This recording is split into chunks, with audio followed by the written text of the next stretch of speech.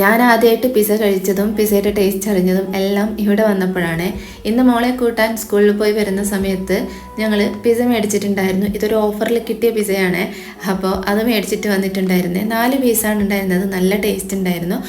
അപ്പോൾ 3 പീസ് ഞങ്ങളും കഴിച്ചു, ഒരു പീസ് മോളുടെ ഫ്രണ്ടിനും കൊടുത്തേ. അങ്ങനെ നമ്മുടെ പിസ്സ ഇവിടെ കാലിയായി. അപ്പോൾ നല്ല ടേസ്റ്റ് ഉണ്ടായിരുന്നു കഴിക്കാൻ. സ്കൂളിൽ നിന്ന് വന്നാൽ ചോറിന് മുന്നേ എന്തായാലും ഒരു കഞ്ഞി കൊടുക്കാറുണ്ട്. അപ്പോൾ അതും കൂടെ വെച്ചിട്ടുണ്ടായിരുന്നു. അതും 2 ഗ്ലാസ്സിലാക്കിയിട്ട് 2 പേർക്കും കൊടുത്തിട്ടുണ്ട്. അങ്ങനെ അവരത് കുടിക്കുകയാണ്. ഇതൊക്കെ കുടിപ്പിക്കാൻ ഭയങ്കര പാടാണ്. ഇവർ പെട്ടെന്നൊന്നും കഴിക്കത്തൊന്നുമില്ല.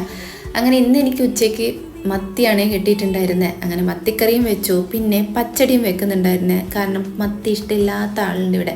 അപ്പോൾ ആൾക്ക് വേണ്ടി പച്ചടിയും കൂടെ ഞാൻ വെക്കുന്നുണ്ടായിരുന്നു.